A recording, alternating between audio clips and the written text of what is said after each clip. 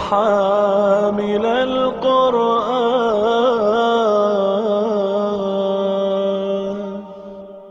اعوذ باللہ من الشیطان الرجیم. وما ارسلنا فی قریۃ من نبی الا اخذنا اہلها بالبأساء والضراء لعلهم يضرعون. ہم نے کسی بستی میں کوئی نبی نہیں بھیجا الا اخذنا اہلها بالبأساء والضراء، مگر ہم نے ان کو مبتلا کیا دکھوں اور تکلیفوں میں. لعلهم يضرعون، شاید کہ وہ گڑ گڑائیں، توبہ کریں، رجوع کریں. ثم بدلنا مکان سیئۃ الحسنہ، پھر ہم نے تکلیف کو آسودگی سے بدل دیا. حتی عفوا وقالوا، یہاں تک کہ وہ کافی زیادہ ہو گئے مال و اولاد میں، یعنی اللہ تعالیٰ نے ان پر وسعت ڈال دی.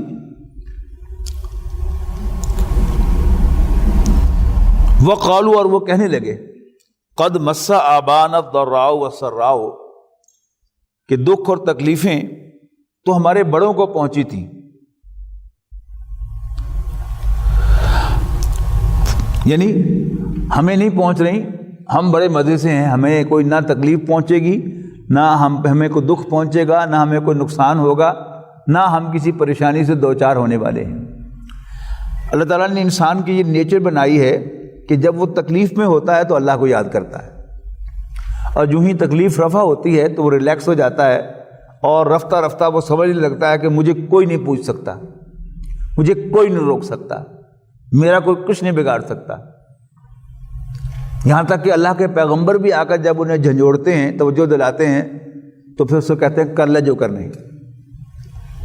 اب اس کا خلاصہ یہاں پر بیان کیا جاتا ہے کہ اللہ تعالیٰ نے جب بھی کسی بستی میں کوئی رسول بھیجا تو اس رسول کی آمد سے پہلے ہم نے اس بستی والوں پر اپنے بڑے احسانات کیے، انہیں مال و اولاد میں بڑھایا، یہاں تک کہ وہ ریلیکس ہو گئے اور کہنے لگے کیوں تکلیف تو آئی تھی ہم سے بڑوں کو، اور ہم نے محنت کی ہے، ہم نے یہ کاروبار جو ہے وہ بنائے ہیں، چمکائے ہیں، بنائے ہیں، لہذا چونکہ ہم ان اصولوں پر چل رہے ہیں لہذا ہمیں کوئی نقصان کا خطرہ نہیں ہے. آج دنیا میں آپ دیکھیں کہ یورپ ہو یا امریکہ ہو، یہ سب بالکل ڈارک علاقے تھے، لیکن بہرحال انہوں نے پھر محنت کی اور پھر اس کے نتیجے میں انہوں نے اپنے ملکوں کو بنایا. اس کے بعد پھر انہوں نے وسیع وسعت پذیری اختیار کی. یورپ نے پورے ایشیا کو یعنی کولونیل رول قائم کر کے ان پر حکومت قائم کر لی، اور یہ ازیوم کیا کہ ہمارے کو پوچھنے والا نہیں ہے. یورپ کا ستارہ جو ہے وہ ذرا ڈوبا تو امریکہ دنیا کے اندر ابھرا ایک بہت بڑا ایکسپلائٹر بن کر، اور اس نے دنیا پر ایک رعب دبدبہ قائم کیا، اور پھر زیادتی کی لوگوں پر، پوری قوموں جو ہیں، قوموں کو تباہ و برباد کیا اس زوم میں کہ ہمیں کوئی پوچھنے والا نہیں ہے. اب یہ اس کا خلاصہ ہے، جو تکلیفیں تو آئی تھی ہمارے بڑے باپ دادوں پر، بٹوین دا لائنز کیا ہے، ہمیں کوئی تکلیف نہیں آ سکتی. تو کیا کیا، فَأَخَذْنَاهُمْ بَغْتَةً، تو ہم نے ان کو اچانک پکڑ لیا. وَهُمْ لَا يَشْعُرُونَ، لیکن انہیں کوئی شعور نہیں ہوا. they could not understand. وَلَوْ أَنَّ أَهْلَ الْقُرَىٰ آمَنُوا، اور کیوں ایسا نہ ہوا کہ بستیوں والے ایمان لاتے، واتقوا، اور اللہ سے ڈرتے، پرہیزگاری اختیار کرتے، لَفَتَحْنَا عَلَيْهِمْ بَرَكَاتٍ مِّنَ السَّمَاءِ وَالْأَرْضِ، تو ہم آسمانوں اور زمین سے ان پر برکتیں نازل فرماتے. ولیکن کذبوا، لیکن انہوں نے جھٹلایا. فاخذناہم بما کانوا یکسبون، جس کے نتیجے میں ہم نے ان کی کرتوتوں کی وجہ سے انہیں پکڑ لیا. افامن اہل القری، اچھا اب یہ جو کہا جا رہا ہے بستی والے، یہ مکے والے لوگ ہیں. یعنی پچھلے پیغمبروں کا تذکرہ آیا، حضرت نوح کا، حضرت ہود کا، حضرت صالح کا، حضرت لوط کا اور حضرت شعیب کا. اب اس کے بعد یہ کنکلوڈنگ ریمارکس تھے، اور اب مکے والوں سے خطاب کیا جا رہا ہے، یعنی ان کا تذکرہ ہے. امن اہل القری، تو کیا اہل شہر، بستی والے یعنی مکے والے نہ ڈر ہو گئے ہیں بے چنت ہو گئے ہیں، بے خوف ہو گئے ہیں. کس سے؟ ان یاتیہم باسنا بیاتن وہم یا نائمون، کہ ان پر کوئی عذاب آئے رات کے وقت جب وہ سو رہے ہو. اوامن اہل القری ان یاتیہم باسنا ضحی، کیا بستی والے بے خوف ہو گئے ہیں کہ ان پر کوئی عذاب آئے ضحی، مڈ مارننگ پر. یہ جو جب سورج جو ہے پوری طرح چمکنے لگتا ہے، یعنی اگر دن کے 4 حصے کیے جائیں تو دن کے 8 حصے کیے جائیں تو ہر پہر کی اصل میں ایک نماز ہے. آپ نوٹ کیجئے گا، سورج نکلنے کے فوراً بعد اشراق کی نماز ہے، پھر جب سورج چڑھ آتا ہے تو پھر ضحیٰ کی یا چاشت کی نماز ہے، اور پھر آدھے دن تک یہ اس کا وقت برقرار رہتا ہے. یوں ہی سورج ڈھلتا ہے تو ظہر کی نماز ہے، اور پھر جب سورج ڈوبنے کے قریب ہوتا ہے وہ جو چوتھا پہر ہے، سے پہر ہے نا، آفٹرنون کو سے پہر کہتے ہیں اردو میں، فارسی میں، اور پھر چوتھا پہر جو ہے وہ عصر کی نماز ہے. پھر جو رات شروع ہوتی ہے تو رات کا پہلا پہر جو ہے وہ مغرب کی نماز ہے، دوسرا پہر جو ہے وہ عشاء کی نماز ہے، تیسرا پہر تہجد کی نماز ہے، اور چوتھا پہر جو ہے وہ فجر کی نماز ہے. لیکن کاروباری زندگی کے ٹائم کو ذرا بڑھانے کے لیے جو چاشت کی نماز ہے اس کو ارلی شروع کر دیا گیا ہے، اور اسی طرح عصر کی نماز کو لیٹ کیا گیا ہے، اور درمیان میں تاکہ ایک بڑا سپین جو ہے وہ کاروباری زندگی کے لیے مل جائے. اور اگر چاشت کی نماز جو ہے یہ نفل جو ہے یہ بھی بے شک ادا نہ کی جائے ارلی فجر ادا کر کے، تو پھر عصر کی نماز تک ایک لمبا سپین ہے کاروباری زندگی کے لیے. اور پھر عشاء کی نماز کو ارلی کر دیا گیا. نبی اکرم صلی اللہ علیہ وسلم کا فرمان ہے کہ اگر مجھے لولا ان اشق علی امتی، اپنی امت پر مشقت کا اندیشہ نہ ہوتا، تنگی کا اندیشہ نہ ہوتا، لا امرتہم، تو میں انہیں حکم دیتا بتاخیر العشاء، ہر عشاء کو تاخیر سے پڑھنے کا، وبالسواک عند کل صلاۃ، اور ہر نماز کے ساتھ مسواک کرنے کا. یعنی ڈیزائرڈ جو ہے وہ یہی ہے کہ عشاء کی نماز ذرا دیر سے پڑھی جائے، لیکن لوگوں کے آرام کے لیے اس کو ارلی کر دیا گیا. یعنی پورے جو ایکولی ڈیوائیڈڈ جو ہیں وہ پہر نہیں بنائے گئے، ورنہ کامن سینس تو یہ ہے کہ اگر دن کو 4 پہر پہ ڈیوائیڈ کرنا تھا تو وہ ایکولی ڈیوائیڈ ہوتے، لیکن ان کو ایکولی نہیں کیا گیا. یعنی تہجد کی نماز تک کو تقریباً سورج کے طلوع ہونے سے کوئی 1.5-2 گھنٹے پہلے تک جو ہے اس کو کنٹینیو کیا گیا ہے، اور پھر فجر کی نماز رکھی گئی ہے. ورنہ کامن سینس کیا کہتی ہے کہ آدھی رات پہ تہجد کا وقت شروع ہو، اور آدھی رات اور طلوع آفتاب کے درمیان جو مڈل ہو اس پر تہجد کا وقت ختم ہو جائے اور فجر کا وقت شروع ہو جائے. ایسا نہیں کیا گیا. تہجد کی نماز کو جو بھی شوق سے نفل پڑھنا چاہتا ہے وہ نفل نماز ہے نا، تو اس کے لیے بھی لمبا سپین ہے. جیسے نبی اکرم صلی اللہ علیہ وسلم سے 5 سپارے بھی ایک رکعت میں پڑھنے ثابت ہیں تہجد کی نماز میں. یعنی ایک مرتبہ حضرت عبداللہ ابن عباس رضی اللہ تعالیٰ عنہ جو حضور صلی اللہ علیہ وسلم کے چچا زاد بھائی تھے، اور جب آپ کا وصال ہوا تو ان کی عمر 14 سال تھی، چھوٹے تھے، پلس حضرت میمونہ کے وہ بھانجے تھے، لہذا حضرت میمونہ کے گھر میں ان کا پردہ نہیں تھا. تو حضرت عباس نے ایک مرتبہ انہیں بھیجا کہ تم رات جو ہے وہ اللہ کے رسول کے ہاں بسر کرو اور دیکھو ذرا آپ کے رات کے معمولات کیا ہیں. تو حضرت عباس ابن عباس فرماتے ہیں کہ نبی اکرم صلی اللہ علیہ وسلم تھوڑی دیر کے لیے لیٹے اور پھر اٹھ کے کھڑے ہو گئے، اور آپ نے وضو فرمایا اور آپ نماز پڑھنے کے لیے کھڑے ہو گئے. تو ابن عباس فرماتے ہیں کہ میں بھی اٹھ کر حضور صلی اللہ علیہ وسلم کے ساتھ کھڑا ہو گیا، بچے تھے، اور میں حضور صلی اللہ علیہ وسلم کے بائیں جانب نماز پڑھنے کے لیے کھڑا ہو گیا. تو نبی اکرم صلی اللہ علیہ وسلم نے مجھے کان سے پکڑ کر نماز کے دوران دائیں طرف کیا، اس لیے کہ اگر ایک مقتدی اور ایک امام ہو تو امام بائیں طرف ہوتا ہے، مقتدی دائیں طرف ہوتا ہے. اور حضرت ابن عباس فرماتے ہیں کہ آپ نے ایک رکعت میں پوری سورہ بقرہ، پوری سورۃ آل عمران، پوری سورۃ مائدہ اور پوری سورۃ نساء کی تلاوت فرمائی. اندازہ لگا سکتے ہیں آپ، تقریباً 5 پارے آپ نے ایک رکعت کے اندر تلاوت فرمایا. اور باقی رکعتوں جب کیا ہوگا تو آن ایوریج رسول اللہ صلی اللہ علیہ وسلم ایک منزل قرآن مجید کی تلاوت کیا کرتے تھے تہجد کی نماز میں روزانہ. تو 4-4.5 پارے جو ہیں وہ آپ ایک رکعت میں ایک دن ادا فرماتے تھے. تو ایک لمبی تہجد کی نماز بھی تھی. اور صبح اپنی معاشی مصروفیات کے لیے فجر سے لے کر ظہر تک ایک مسلسل سپین دیا گیا. اور پھر ظہر کے بعد بھی اور وقت دیا گیا تاکہ کاروباری زندگی سے فارغ ہو کر پھر عصر پڑھو. عصر پڑھنے کے بعد پھر تابڑتوڑ 3 نمازیں ہیں. عصر کے تقریباً 1.5 گھنٹے کے بعد مغرب ہے، اور مغرب کے تقریباً 1.5 پونے 2 گھنٹے کے بعد عشاء کا وقت شروع ہو جاتا ہے.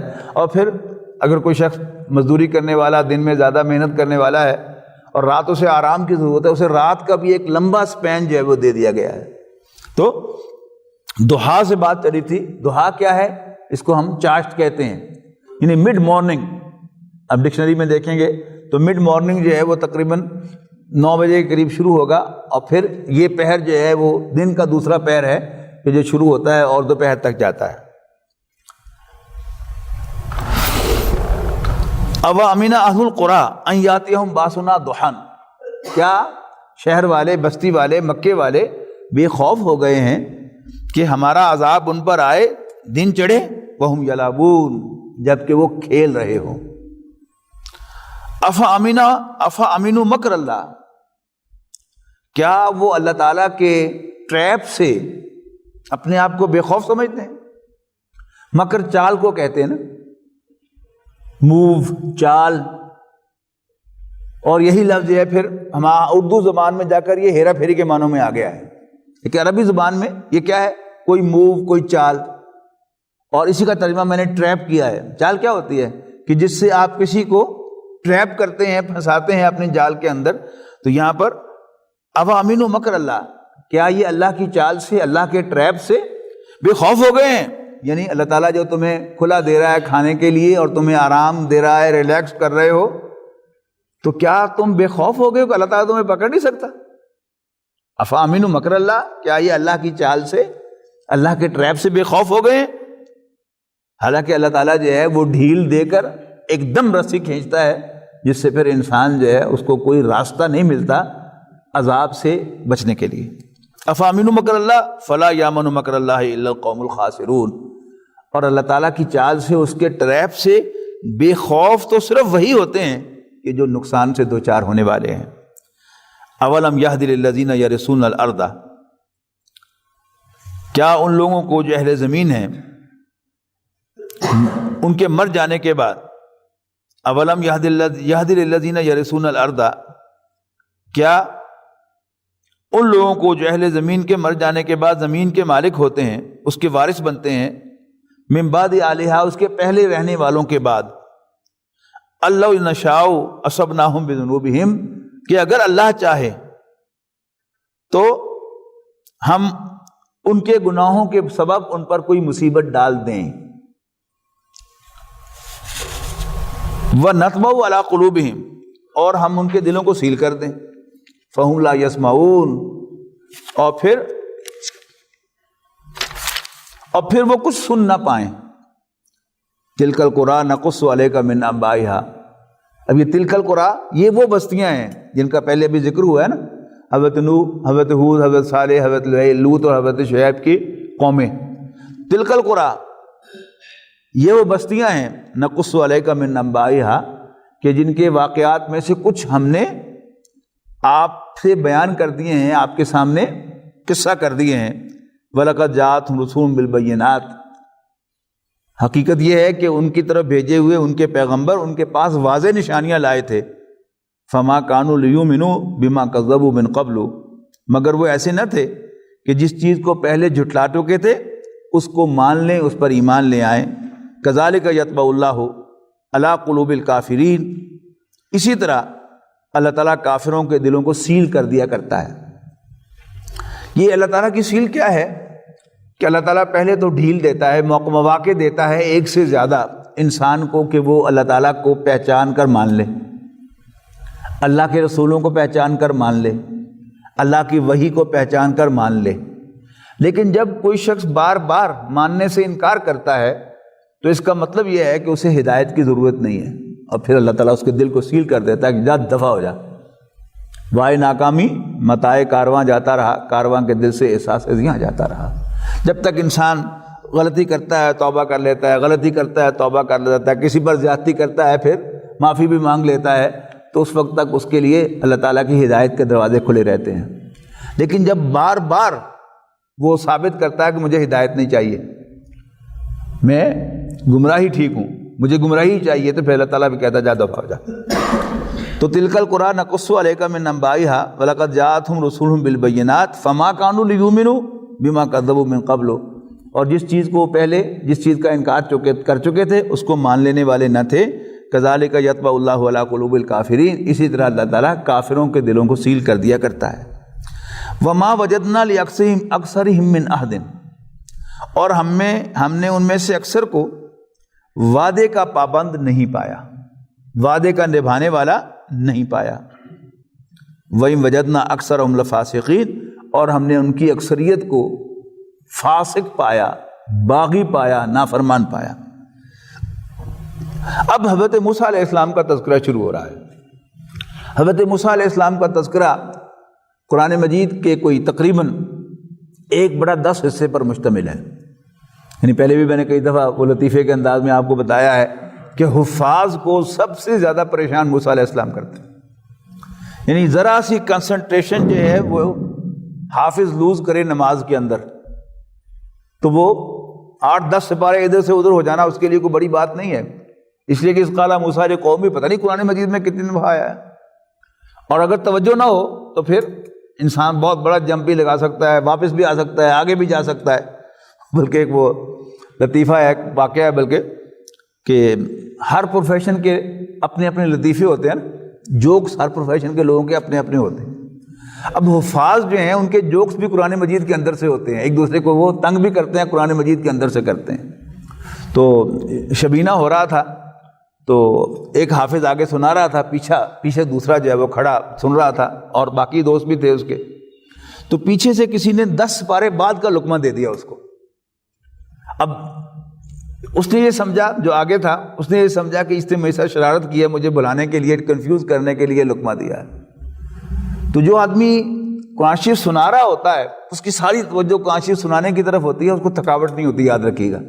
جو پیچھے سننے والا ہے جس کو خاص طور پر سمجھ بھی نہیں آ رہی، اس کے لیے کھڑے ہونا بڑا مشکل ہوتا ہے۔ ہم دیکھتے ہیں نا تراویح کے اندر کہ حافظ جو ہے وہ ٹکا ٹک جو ہے وہ 4 5 پرو 6 رکوع، اور اکثر حفاظ جو ہے وہ ان کی عادت جو ہے وہ اس کو کنٹرول نہیں کیا جا سکتا کہ 1.25 سپارہ سنانا ہے، تو وہ تقریباً آدھا سپارہ جو ہے وہ تو پہلی 2 رکعتوں میں سنائیں گے، اور پھر باقی جو آدھا سپارہ ہے وہ اگلی 2 رکعتوں میں سنائیں گے، اور اس کے بعد جو باقی رکعتیں 12 رہ گئی ہیں ان میں بس پھر وہ اٹھک بیٹھک ہی کراتے ہیں۔ عام طور پر ان کو جتنا مرضی سمجھا لیں کہ یہ نہ کرو، لیکن کیونکہ ان کی ایک چال بنی ہوئی ہوتی ہے نا کہ مسلسل پڑھتے رہیں وداؤٹ انٹرپشن، تو ان کی وہ حفظ جو ہے وہ ٹھیک رہتا ہے۔ جہاں وہ وقفہ کرتے ہیں نئے سرے سے اٹھانا ان کے لیے مشکل ہوتا ہے۔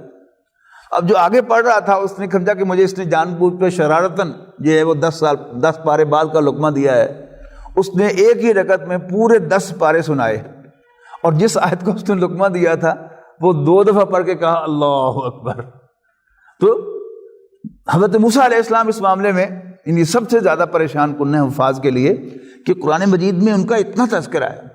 نہیں پہلے پارے سے آپ شروع ہو جائیں اور 30ویں پارے میں بھی آپ کو سورہ نازعات کے اندر حضرت موسیٰ علیہ السلام کا تذکرہ جو ہے وہ مل جائے گا، تو تقریباً ہر سپارے میں حضرت موسیٰ علیہ السلام آپ کو موجود ملیں گے۔ اب یہ پہلی دفعہ ہے قرآن مجید میں جہاں حضرت موسیٰ علیہ السلام کا تفصیل کے ساتھ ذکر آ رہا ہے۔ تمام پیغمبروں کا ذکر ہے، حضرت نوح، حضرت ہود، حضرت صالح، یہ حضرت ابراہیم سے پہلے کے 3 پیغمبر ہیں، پھر حضرت لوط، حضرت شعیب، حضرت موسیٰ۔ ان 6 پیغمبروں کا تذکرہ بار بار آنا ہے، لیکن آپ نوٹ کریں گے کہ ہر مرتبہ تقریباً حضرت موسیٰ علیہ السلام کا تذکرہ، اگر باقیوں کے لیے 1 رکوع ہوگا، حضرت موسیٰ کے لیے 3-4 رکوع ہوں گے۔ یہاں بھی سے آپ نوٹ کریں گے۔ پھر اگلی سورہ ہود آ رہی ہے، اس میں تو حضرت موسیٰ علیہ السلام کا تذکرہ نسبتاً کم ہے، لیکن اس کے بعد پھر سورۃ الشعراء ہے جس میں اسی ترتیب کے ساتھ کم سے کم 1 رکوع ہر فضول کے لیے ہے۔ وہاں حضرت موسیٰ علیہ السلام کا ذکر پہلے کر دیا، یعنی سورت شروع ہوئی، پہلا رکوع ابتدائی ہے، پھر حضرت ابراہیم علیہ السلام کا تذکرہ ہے، پھر حضرت موسیٰ علیہ السلام کا تذکرہ ہے، پھر ان تمام پیغمبروں کے لیے 1 رکوع ہے۔ اس کے علاوہ سورۃ طٰہٰ، سورۃ قصص، یہ دونوں حضرت موسیٰ علیہ السلام کی بایوگرافی ہیں، یعنی ایک میں ذرا ڈرامائی انداز ہے کہ درمیان میں سے کہانی شروع کر دی کہ یاد کرو جب موسیٰ نے آگ دیکھی پہاڑ کے اوپر تو انہوں نے اپنی اہلیہ سے کہا کہ تم یہاں بیٹھو، میں ذرا پہاڑ سے تمہارے لیے آگ بھی لے کے آتا ہوں تمہارے سینکنے کے لیے، اور ذرا راستہ بھی پوچھ کے آتا ہوں، اس لیے کہ وہ راستہ بھول گئے تھے۔ اب وہاں پہنچے تو ایک دم آواز آئی موسیٰ تم پاک وادی میں ہو، جوتے اتار دو اپنے، اور آواز آئی میں تمہارا رب اللہ ہوں۔ اپنا یہ تمہارے دائیں ہاتھ میں کیا ہے؟ انہوں نے کہا جی میرا عصا ہے۔ کیا کرتے ہو اس سے؟ تو بلکہ سوال تو یہ کیا گیا کہ تمہارے دائیں ہاتھ میں کیا ہے؟ تو نے کہا یہ میرا عصا ہے، میں اس سے سہارا لیتا ہوں، اس سے اپنے بکریوں پر پتے جھاڑتا ہوں، اور بھی میرے بہت سے کام ہیں۔ تو کہا گیا کہ ذرا پھینکو اس کو زمین پر، تو انہوں نے پھینکا تو فوراً ایک زندہ سانپ بن گیا۔ وہ ڈرے، ان کا پکڑ لو اس کو، پکڑا تو پھر لاٹھی بن گیا۔ کہا کہ ذرا اپنا ہاتھ گریبان میں سے بغل میں لے کے جاؤ، اب اس کو نکالو، تو یوں نکالا تو بالکل سفید تھا۔ تو کہا یہ 2 نشانیاں لے کر جاؤ فرعون کے پاس، وہ بڑا سرکش ہو رہا ہے، اور اس سے کہو کہ بنی اسرائیل کو چھوڑ دیں۔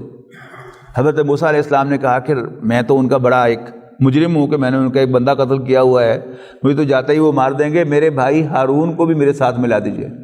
اللہ تعالیٰ نے کہا جا، تمہاری مراد پوری کی جاتی ہے، ہارون کو تمہارے ساتھ ملایا جاتا ہے، اور ہم نے تم پر اس سے پہلے بھی ایک احسان کیا تھا جب تمہاری والدہ کو وحی کی تھی کہ اس بچے کو صندوق میں بند کر کے دریا میں بہا دو۔ اب وہاں سے وہ کہانی جو ہے وہ شروع کر دی، جیسے عام موویز اور ڈراموں کے اندر ہوا کرتا ہے۔ پھر سورۃ قصص جو ہے وہ باقاعدہ سٹوری کے انداز میں ہے کہ ایک قوم دوسری قوم پر ظلم کر رہی تھی، یعنی آل فرعون بنی اسرائیل پر ظلم کر رہے تھے، تو اللہ تعالیٰ کو بنی اسرائیل پر رحم آ گیا، تو اللہ تعالیٰ نے وہاں پر ان میں حضرت موسیٰ علیہ السلام کو پیدا فرمایا، اور پھر وہ کہانی جب وہ سٹارٹ سے بیان کی۔ تو یہاں بھی آپ دیکھیں گے حضرت موسیٰ علیہ السلام کا تذکرہ کافی تفصیل کے ساتھ آئے گا، یعنی سورۃ طٰہٰ میں بھی 3-4 رکوع حضرت موسیٰ علیہ السلام کے تذکرے پہ ہیں، اور یہاں تو تذکرہ بہت لمبا ہے حضرت موسیٰ علیہ السلام کا۔ تو ہم اس شروع کرتے ہیں، اعوذ باللہ من الشیطان الرجیم، ثم بعثنا من بعدہم موسیٰ بآیاتنا۔ پھر ان پیغمبروں کے بعد ہم نے موسیٰ کو اپنی نشانیاں دے کر فرعون اور آل فرعون کی طرف، اور فرعون اور اس کے درباریوں کی طرف بھیجا، ملائی ہی قوم کی طرف نہیں، سوری، فظلموا بہا، لیکن انہوں نے ان نشانیوں کے ساتھ ظلم کیا۔ ظلم کیا ہوتا ہے؟ یہ عدل کا الٹ ہے۔ یاد رکھیے یہ 2 الفاظ جو ہیں ان کو سمجھیے گا، ایک ہے انصاف۔ انصاف کہتے ہیں نصف کرنے کو، کسی بھی جھگڑے میں کوئی ڈسپیوٹ ہو تو آدھا بانٹ دو، یہ انصاف ہے خالص ٹیکنیکلی اسپیکنگ۔ لیکن اب تو عام طور پر ہم عدل، جو انصاف کا لفظ عدل کے معنوں میں استعمال کرتے ہیں۔ عدل کیا ہے؟ ہر حقدار کو اس کا حق دینا، یہ عدل ہے۔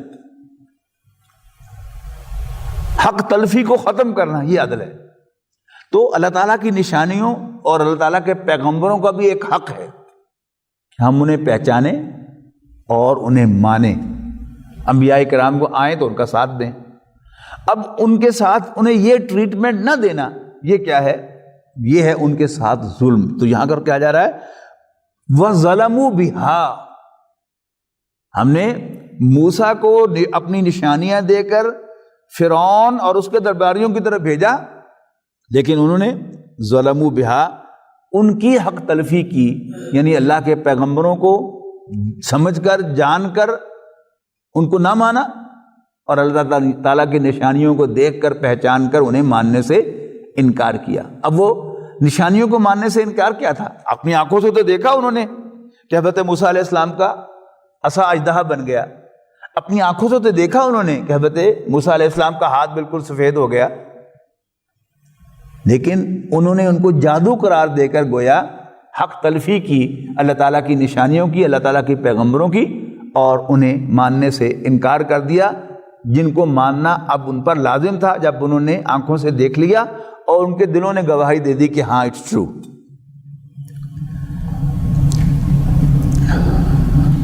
فانظر، تو دیکھ ہے نبی صلی اللہ علیہ وسلم، کیف کان عاقبۃ المفسدین، کہ زمین میں فساد مچانے والوں کا کیا انجام ہوا۔ اب کہانی شروع ہو گئی۔ وقال موسیٰ لفرعون انی رسول من رب العالمین، اور موسیٰ نے فرعون سے کہا علیہ السلام کہ میں رب العالمین کا بھیجا ہوا پیغمبر ہوں، یقیناً میں رب العالمین کا، تمام جہانوں کے رب کا بھیجا ہوا پیغمبر ہوں۔ یہ ذہن میں رکھیے گا کہ فرعون، آگے جا کر آج ہی اگر ہم پہنچ گئے ان آیات تک تو انشاءاللہ وہ سامنے بات آئے گی کہ حضرت موسیٰ علیہ السلام نے جو کہا کہ میں رب العالمین کا بھیجا ہوا پیغمبر ہوں، یہ اصل میں ڈائریکٹ تھپڑ تھا فرعون کے منہ پر. کیوں؟ فرعون کلیم کرتا تھا کہ انا ربکم الاعلی، I am the greatest lord, میں سب سے بڑا آقا ہوں، سب سے بڑا رب ہوں. اور بھرے دربار میں حضرت موسیٰ علیہ السلام نے جا کر کہہ دیا کہ میں رب العالمین کا بھیجا ہوا ہوں. پھر دوسرے مقام پر الفاظ ہیں کہ ہم دونوں یعنی موسیٰ علیہ السلام اور ہارون علیہ السلام تیرے رب کی طرف سے بھیجے ہوئے ہیں. اب بھرے دربار میں جو گریٹسٹ لارڈ ہونے کا تقاضا کر رہا ہو، دعویٰ کر رہا ہو، اسے کہنا کہ میں تیرے رب کی طرف سے بھیجا ہوا ہوں، یہ اس کے منہ پر تھپڑ سے کم نہیں تھی بات. تو وقال موسیٰ یا فرعون انی رسول من رب العالمین حقیق علی اللہ اقول علی اللہ الا الحق، اور مجھ پر لازم ہے کہ میں اللہ تعالیٰ کے بارے میں سوائے سچ کے کچھ نہ کہوں.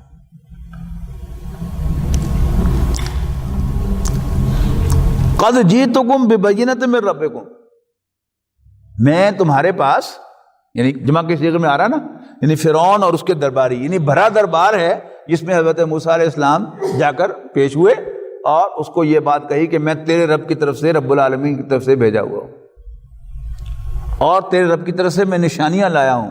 بات یہ ہے، کیا بات کیا ہے؟ فارسل معی بنی اسرائیل، لہذا تم میرے ساتھ بنی اسرائیل کو بھیج دو.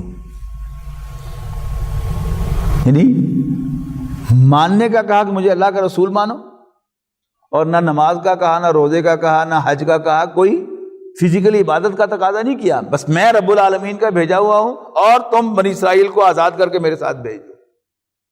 اچھا، بنی اسرائیل غلام کیسے ہوئے تھے؟ بنی اسرائیل تو رہنے ہی والے اسرائیل کے تھے، یعنی حضرت یعقوب علیہ السلام فلسطین میں رہتے تھے نا، اسرائیل میں رہتے تھے. اچھا، اب وہاں سے اسرائیل بلکہ ہے ہی لقب حضرت یعقوب علیہ السلام کو یاد رکھیے گا. اب وہاں سے یہ حضرت یوسف علیہ السلام کے ساتھ مصر شفٹ ہوئے تھے. یعنی جب حضرت یوسف علیہ السلام نے اس وقت کا جو مصر کا بادشاہ تھا اس پر بہت بڑا احسان کیا کہ اس کے ایک بہت بڑے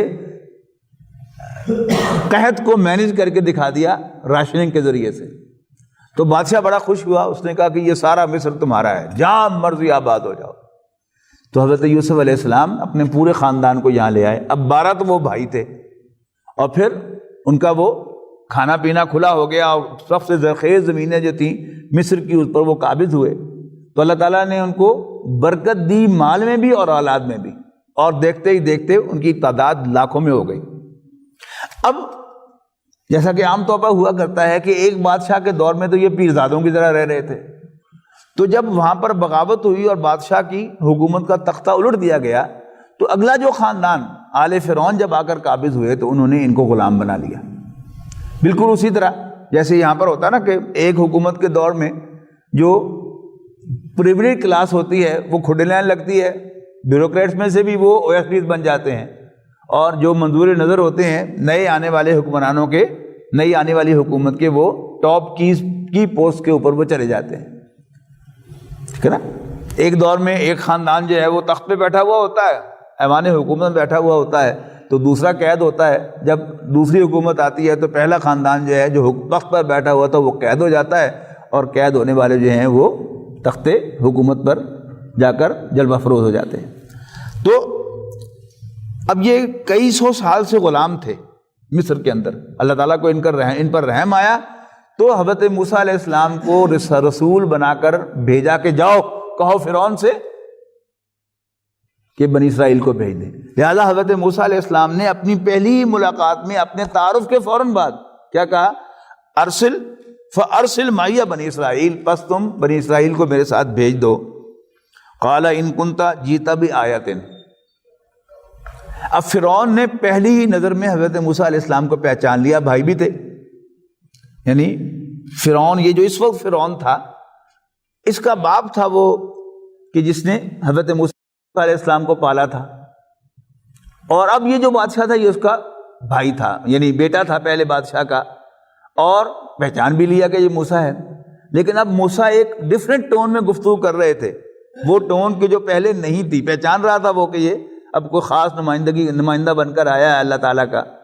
تو اس نے ذرا بات ادھر ادھر کرنے کے لیے پہلے تو کیس کو لمبا کیا. پہلا کیا تقاضا کیا اس نے؟ قال ان کنت جئت بآیۃ فأت بہا. اچھا تم کہہ رہے تھے کہ میں تیرے رب کی طرف سے نشانیاں لایا ہوں، تو اگر کوئی نشانی لائے ہو تو پھر پروڈیوس کرو اس کو، فأت بہا، لے آؤ اس کو. ان کنت من الصادقین، اگر تم واقعی سچے ہو. فألقى عصاه، تو موسیٰ نے علیہ السلام اپنا عصا پھینکا. فإذا هي ثعبان مبین، تو وہ یکایک ایک واضح صریح اژدہا بن گیا، بہت بڑا سانپ بن گیا. اور وہ نزع یدہ، اور اپنے بغل میں ہاتھ ڈال کر یوں کھینچا. فإذا هي بیضاء للناظرین، تو وہ ایک دم دیکھتے ہی دیکھتے دیکھنے والوں کے لیے بالکل سفید ہو گیا. قال ملؤ من قوم فرعون، قوم فرعون کے جو درباری تھے وہاں پر بیٹھے ہوئے دربار کے اندر، وہ کہنے لگے ان ھذا لساحر علیم، یہ تو یقیناً کوئی بڑا ماہر جادوگر لگتا ہے. یرید ان یخرجکم من ارضکم، اور چاہتا ہے کہ تمہیں تمہاری سرزمین سے نکال دے.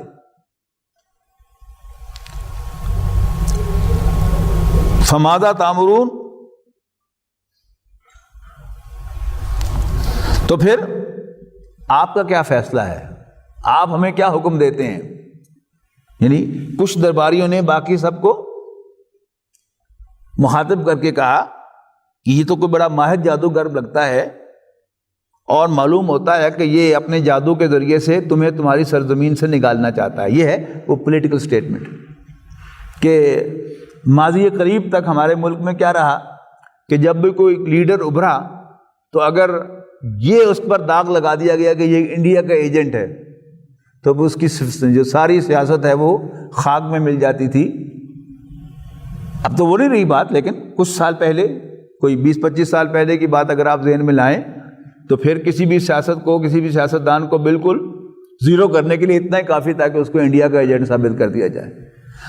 اب یہاں کیا ہے، ایک بڑی سینسٹیو بات کہ یہ جادوگر ہے اور یہ تمہیں تمہاری سرزمین سے نکالنا چاہتا ہے، تو پھر کیا خیال ہے؟ قالوا،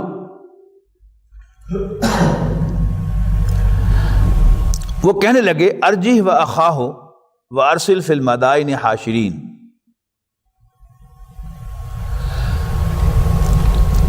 آپ اس کو تھوڑا سا لنگر آن کیجئے، ارجہ ہو، اس کو ذرا ٹالیے، اس کے معاملے کو ذرا لمبا کیجئے،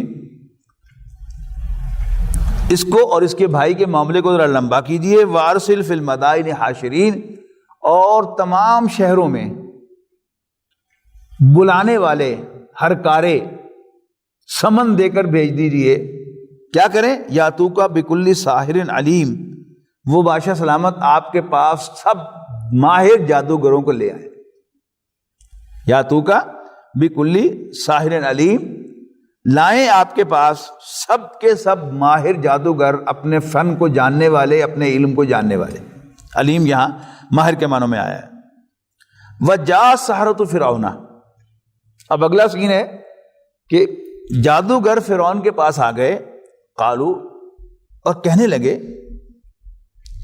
ان لنا لاجرا، یہاں ایک سوالیہ انداز میں ہے، ان کننا نحن الغالبین، بادشاہ سلامت اگر جیت گئے تو پھر ہمیں انعام شرام اچھا ملے گا نا، اجر، انعام، اجرت، صلہ. قال نعم، بادشاہ نے کہا یس، وَإِنَّكُمْ لَمِنَ الْمُقَرَّبِينَ، قریب کہتے ہیں نا نزدیک ہونے کو، مقرب قریب کیا گیا. وَإِنَّكُمْ لَمِنَ الْمُقَرَّبِينَ، تم تو یقیناً میرے قریب لوگوں میں داخل کیے جانے والے میں شامل ہو جاؤ گے. آج کی زبان میں کیا میں کہوں گا اس کو کہ تم تو میری کابینہ کے رکن بن جاؤ گے، میں تو تم سب کو وزیر بنا دوں گا. اب وزیر کون ہوتا ہے؟ بادشاہ کا بوجھ بانٹنے والا، یعنی دکھتا بادشاہ ہے لیکن حقیقت میں کام کون کر رہا ہوتا ہے؟ وزیر کر رہا ہوتا ہے. قالوا یا موسیٰ، اب اگلا سین ہے کہ حضرت موسیٰ علیہ السلام اور جادوگر وہ جو جگہ تھی جہاں پر مقابلہ ہونا تھا وہاں پر پہنچ گئے. قالوا، وہ کہنے لگے، جادوگر کہنے لگے، یا موسیٰ، موسیٰ اما ان تلقیہ، کیا آپ پہلے اپنا داؤ کھیلیں گے، اپنا داؤ ڈالیں گے، و اما ان نکون نحن الملقین، یا ہم پہل کرنے والے ہوں گے اپنا داؤ کھیلنے میں، اپنا داؤ ڈالنے میں۔ قال، موسیٰ علیہ السلام نے فرمایا، القو، تم ڈالو، پہل تم کرو۔ فلما القوا، تو جب انہوں نے اپنا داؤ کھیلا، اپنا داؤ ڈالا، سحروا اعین الناس، تو انہوں نے جادو کر دیا لوگوں کی آنکھوں پر۔ یہاں ایک بڑا اہم نقطہ ہے، اس کو سمجھ لیجیے کہ جادو برحق ہے، لیکن جادو کی اپنی حقیقت کوئی نہیں۔ یعنی جادو برحق سے آپ حیران ہوں گے کہ میں نے کیا سٹیٹمنٹ دی ہے کہ جادو برحق ہے لیکن جادو کی اپنی کوئی حقیقت نہیں ہے۔ یعنی جادو ایک فن ہے جس کے ذریعے سے جادوگر ہماری نظر کو کیپچر کر سکتا ہے، ہمارے مائنڈ کو کیپچر کر کے ہمیں وہ کچھ دکھا سکتا ہے کہ جو ایکچولی نہیں ہے۔ اس کا نام ہے جادو۔ یعنی جادوگر اگر یہاں پر ہوگا اور وہ ہماری نظروں پر قبضہ جما لے گا، کیپچر کر لے گا، تو کہے گا دیکھو گھنٹہ گھر، ہم سب کہیں گے جی جی گھنٹہ گھر، حالانکہ گھنٹہ گھر تو یہاں نہیں ہے، گھنٹہ گھر تو شہر میں ہے، لیکن اس نے وہ چیز جو سامنے نہیں تھی ہمیں دکھا دی۔ اسی کا نام جادو ہے۔ فلما القوا، تو جب انہوں نے جادو ڈالا، سحروا اعین الناس، تو انہوں نے جادو کر دیا لوگوں کی آنکھوں پر، لوگوں کی نظروں پر، واسترہبوہم، اور انہوں نے جو بھی دوسرے مقامات پر ہے کہ جتنی بھی اس پورے میدان کے اندر رسیاں یا لاٹھیاں پڑی ہوئی تھی وہ سب کی سب سانپ بن گئیں۔ اور اس کے بعد یہاں ان کو بریکٹ میں رکھا ہے، میں نے یہ مترجم نے بھی یہاں پر بریکٹ میں رکھا ہے، اور ان سب کو انہوں نے ڈرا دیا۔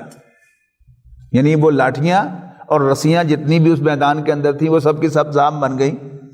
یعنی مطلب کیا ہے کہ حضرت موسیٰ علیہ السلام کے اس ارد گرد، اس پورے لان کے اندر، پورے میدان کے اندر جتنی بھی رسیاں تھیں وہ لاٹھیاں بن گئے، وہ سانپ بن گئیں، جتنی بھی لاٹھیاں پڑی تھی وہ بھی سانپ بن گئی، اور ان سب نے حضرت موسیٰ علیہ السلام کی طرف بڑھنا شروع کر دیا۔ یعنی ایک سانپ بھی ادھر سے ادھر آ رہا ہو تو اس میں کیا اثر ہوتا ہے، انسان کے مائنڈ پہ کیا گزرتی ہے، اور یہاں سینکڑوں کی تعداد سے سانپ جو ہیں وہ آپ کی طرف بڑھنا شروع ہو جائیں، تو واسترہبوہم، تو ان سب نے ان کو ڈرا دیا۔ وجاؤ بسحر عظیم، اور وہ جادوگر بہت بڑا جادو لے کر آئے، یعنی انہوں نے بہت بڑے جادو کا مظاہرہ کیا۔ اب حضرت موسیٰ علیہ السلام بھی ڈرے فطری طور پر۔ وَأَوْحَيْنَا إِلَىٰ مُوسَىٰ، تو ہم نے موسیٰ کی طرف وحی کی، ان القِ عصاک، کہ تو بھی اپنا عصا ڈال دے۔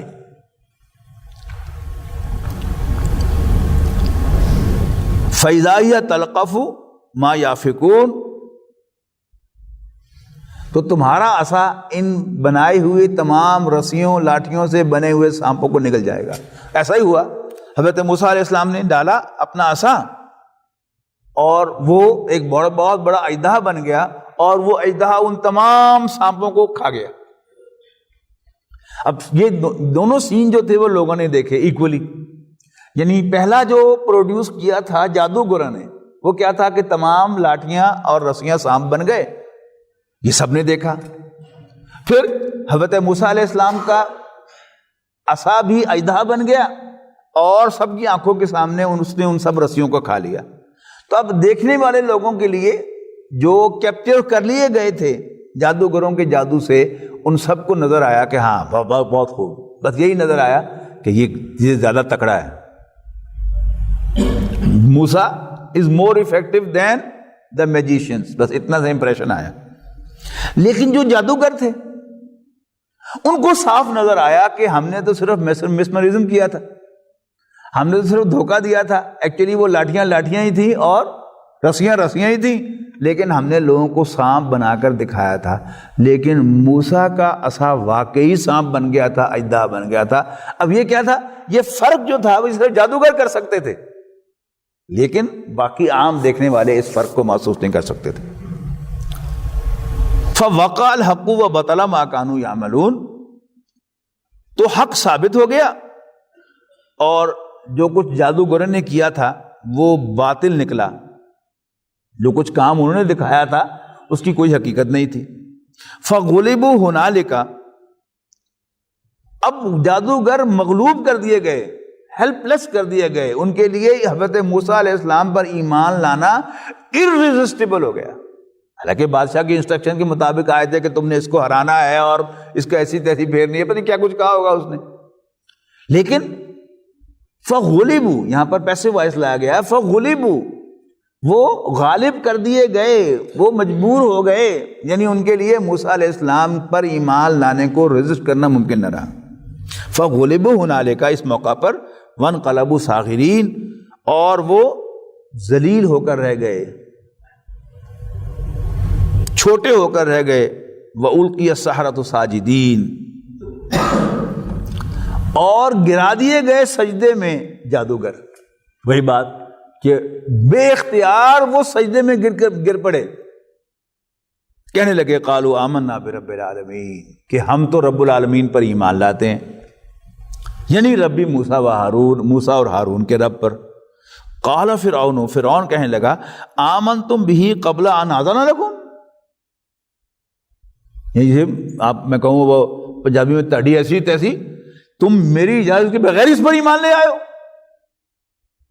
قال فرعون، فرعون کہنے لگا آمنتم بہ قبل ان آذن لکم ان ھذا لمکر مکرتموہ فی المدینہ۔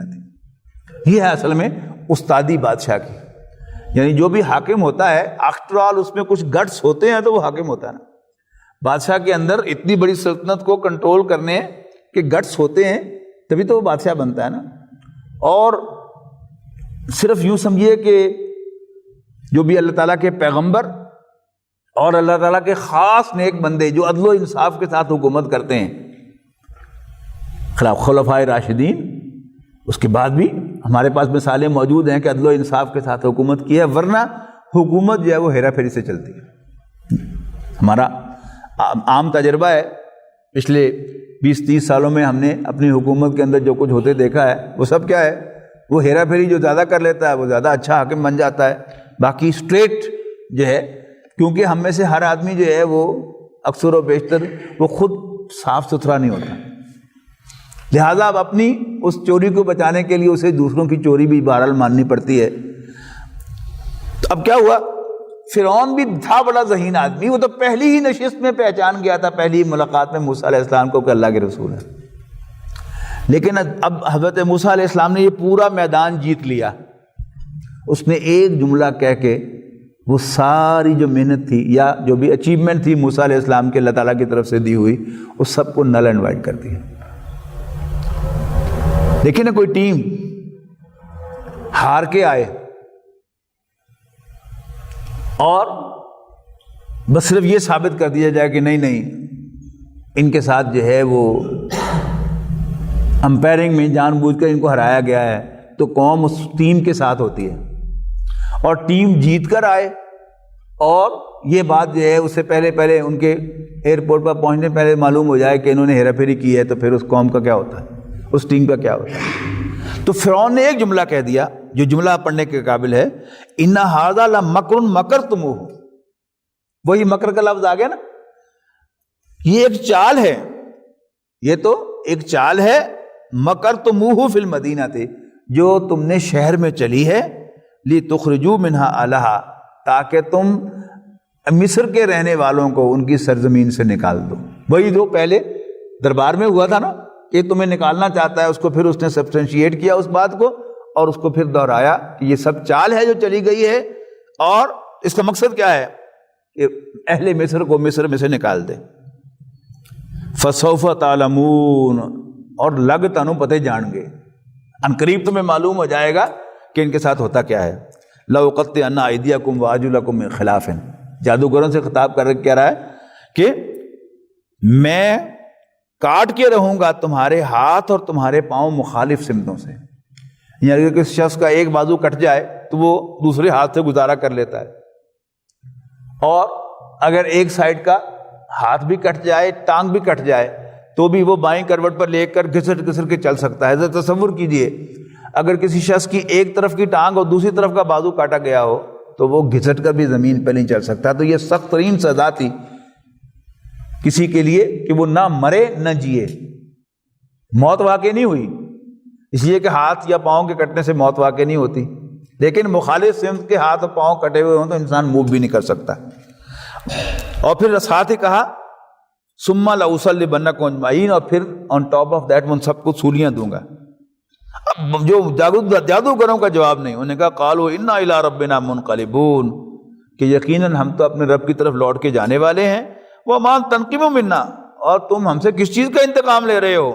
الا ان آمنا بآیات ربنا، سوائے اس کے کہ ہم اپنے رب کی آیات پر ایمان لے آئے ہیں. لما جاءتنا، جب وہ ہمارے پاس آئی ہیں. اور پھر اللہ تعالیٰ سے دعا کرتے ہیں ربنا افرغ علینا صبرا، اے ہمارے رب ہم پر صبر انڈیل دے. وتوفنا مسلمین، اور ہمیں حالت اسلام ہی کے اندر موت دے. بارک اللہ لی ولکم فی القرآن العظیم ونفعنی وإیاکم بالآیات والذکر الحکیم.